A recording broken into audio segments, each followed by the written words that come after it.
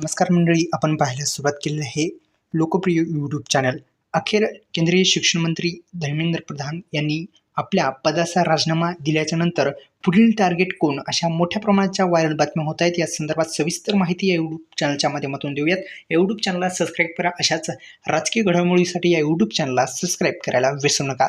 विद्यार्थ्यांचं आंदोलन जे आहे ते जंतर मंतरवर चालू असतानाच एक मोठी घडामोड घडलेली आहे. ती म्हणजे विद्यार्थ्यांना जो शिक्षण मंत्र्यांचा राजीनामा घ्यायचा होता.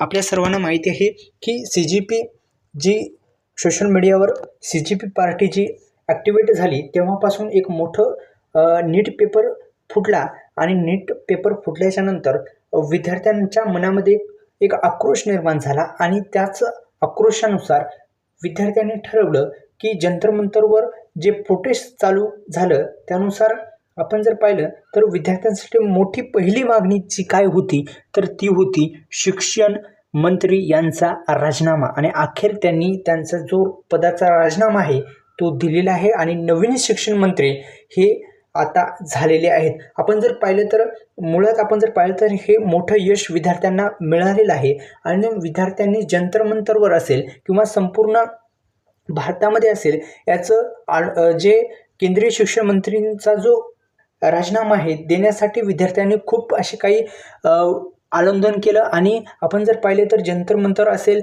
किंवा इतर ठिकाणी सुद्धा आपण विद्यार्थ्यांनी मोठा सहभाग घेऊन अखेर केंद्रीय शिक्षण मंत्री धर्मेंद्र प्रधान यांचा पदाचा राजीनामा त्यांनी दिलेला आहे. पण आता पुढचं टार्गेट जे आहे ते कोणतं असणार आहे, अशा मोठ्या प्रमाणात जे व्हायरल बातम्या होत आहेत. पण मुळात जर पाहिलं तर हे शिक्षण मंत्री जे होते धर्मेंद्र प्रधान यांनी अखेर पदाचा त्यांनी राजीनामा दिलेला आहे. कारण की आपण जर पाहिलं तर नीट पेपर फुटे असेल किंवा कोणताही जो पेपर असेल ते फार मोठ्या प्रमाणात घोटाळे होत आहेत. त्यामुळं विद्यार्थ्यांचा आक्रोश निर्माण झाला आणि अखेर एक यश विद्यार्थ्यांना आलेलं आहे आणि केंद्रीय शिक्षण मंत्री धर्मेंद्र प्रधान यांनी राजीनामा दिलेला आहे. ही महत्त्वाची आणि आनंदाची बातमी विद्यार्थ्यांसाठी असणार आहे. धन्यवाद. जय शिवराय.